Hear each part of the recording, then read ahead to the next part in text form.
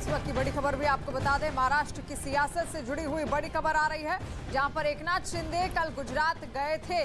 इस वक्त की बड़ी खबर, देर रात गुवाहाटी वापस लौट आए थे शिंदे। हालांकि गुजरात वो गए थे, इस बात की पुष्टि अब हो गई है। इस वक्त की बड़ी खबर आपको बता रहे हैं, महाराष्ट्र की सियासत से जुड़ी हुई बड़ी खबर। लगातार सियासत तेज होती जा रही है और ऐसे में इसकी जो आंच है अब वो गुजरात से होते हुए सीधे असम तक भी पहुंच गई है, गुवाहाटी, जहां पर कई सारे विधायक रुके हुए हैं। ऐसे में अब आपको बता दें कि एकनाथ शिंदे कल गुजरात गए थे और वापस रातों रात ही वो लौटकर असम पहुंच गए थे।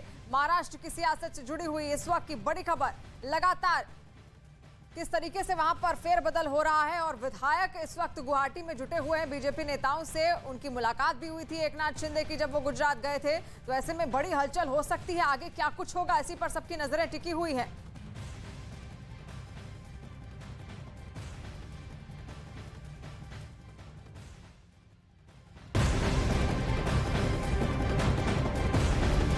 और महाराष्ट्र के सियासी संकट में अब दीघे परिवार की भी एंट्री हो गई है। एकनाथ शिंदे के गुरु माने जाने वाले आनंद दीघे के भतीजे कैलाश दीघे ने न्यूज 18 से खास बातचीत की। उन्होंने एकनाथ शिंदे के कदम से पार्टी को नुकसान का दावा किया है। इस वक्त की बड़ी खबर हम आपको बता रहे हैं, शिंदे के राजनीतिक गुरु माने जाते हैं आनंद दीघे और पूरी सियासत में अब उनकी भी एंट्री हो गई है। हम उद्धव ठाकरे के साथ हैं, ये कहना है यहाँ पर आनंद दीघे का। एकनाथ शिंदे जिन्होंने बगावत यहाँ पर की है, कई सारे बागी विधायक उनके साथ मौजूद हैं, उनके गुरु माने जाते हैं आनंद दीघे। महाराष्ट्र की राजनीति में भूचाल आया हुआ है और ये माना जा रहा है कि अब शिवसेना दो भागों में बंट गई है। शिवसेना वर्सेस शिवसेना हो गया है और बहुत लोग ये भी मान रहे हैं कि ठाकरे वर्सेस शिंदे हो गया है। एकनाथ शिंदे जो शिवसेना के गद्दावर नेता हैं और महाराष्ट्र सरकार में मंत्री भी हैं, वो अब बागी हो चुके हैं और शिवसेना के 42 विधायकों को लेकर गुवाहाटी में बैठ गए हैं। उनका दावा है कि वो एक नई राह पे चल गए हैं और उस राह से वापस आना काफी ज्यादा मुश्किल है। लेकिन एकनाथ शिंदे को आपको बताना चाहेंगे, एकनाथ शिंदे के जो गुरु थे आनंद दीघे जी थाने के काफी बड़े शिवसेना के नेता थे और ये माना जाता है कि एकनाथ शिंदे के गुरु आनंद दीघे जी थे और आनंद दीघे से ही सारी राजनीतिक गुण और शिवसेना की जो भी इन एंड आउट इंफॉर्मेशन है, इन एंड आउट चीजें हैं, वो सब उन्होंने आनंद दीघे जी से सीखी थी। इस समय हमारे साथ एक इंपॉर्टेंट पर्सन है, आनंद दीघे जी के भतीजे केदार दीघे जी हैं, जो शिवसेना में नेता भी हैं। न्यूज 18 इंडिया से एक्सक्लूसिव बात कर रहे हैं केदार जी। उनसे जानते हैं कि आखिरकार एकनाथ शिंदे जी से गलती कहाँ हो गई।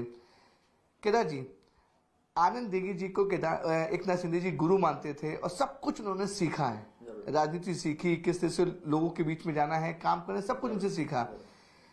ऑल ऑफ सडन अचानक एकनाथ शिंदे जी ने कदम क्यों उठाया?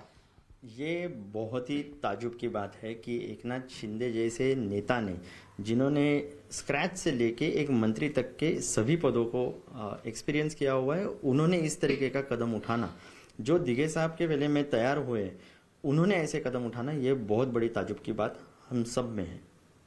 लेकिन ये भी माना जा रहा है कि डिफरेंसेस तो थे, उद्धव ठाकरे जी, आदित्य ठाकरे जी और एकनाथ शिंदे जी के डिफरेंसेस थे, जो उन्होंने बताया कि उन्हें इंपॉर्टेंस नहीं मिलती थी, उनके काम में बहुत ज्यादा इन्वॉल्वमेंट था, जो उनका पोर्टफोलियो था उनमें बहुत लोग का इन्वॉल्वमेंट था, इससे वो नाराज चल रहे थे।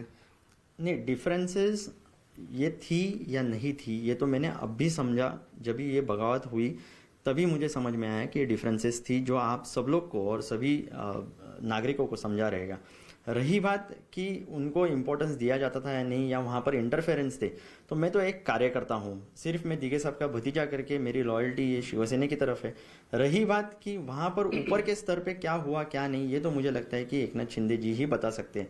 पर जितना तक मुझे पता है तो उद्धव साहब ने जो रिस्पेक्ट उनको देना चाहिए था, वो तब थाने में जभी आए तभी दिया हुआ है। और मेरे जैसे एक कार्यकर्ता नहीं तो महाराष्ट्र के पूरे कार्यकर्ता और नेताओं को ये पता था कि एकनाथ शिंदे जी उद्धव साहब के बहुत ही करीबी थे और वो हमारे साथ यानी कार्यकर्ता, और इसी अलावा आप जैसे सभी रिपोर्टर्स को पता रहेगा, सभी टीवी चैनल्स को पता रहेगा कि वो कितने करीबी थे। तो मुझे ऐसे लगता नहीं कि कहीं पर भी डिसरिस्पेक्ट की बात हुई रहेगी। केदार जी, ये भी कहा जाता था कि जब आनंद दीघे जी थे तो उनके काम की चर्चा बहुत होती थी।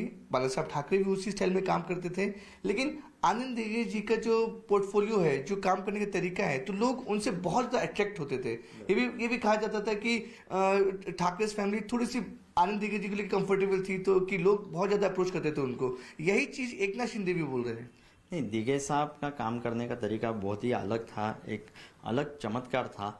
और दिगे साहब अगर आप देखोगे, आप अगर पढ़ोगे, समझोगे, और ये जो अभी जो धर्मवीर पिक्चर आई है, जो एकनाथ शिंदे जी ने ही बनाई हुई है, वो अगर आप देखोगे और समझोगे तो आपको ये दिखेगा कि दिगे साहब ने अंत तक भगवा और भगवा के लिए ही काम किया। वो जो बाला साहब को गुरुवर्य मानने के जो प्रति, यानी सेना के प्रति उनकी इतनी निष्ठा थी, तो मुझे ऐसे लगता नहीं कि कहीं पर भी ये कन्फ्यूजन था।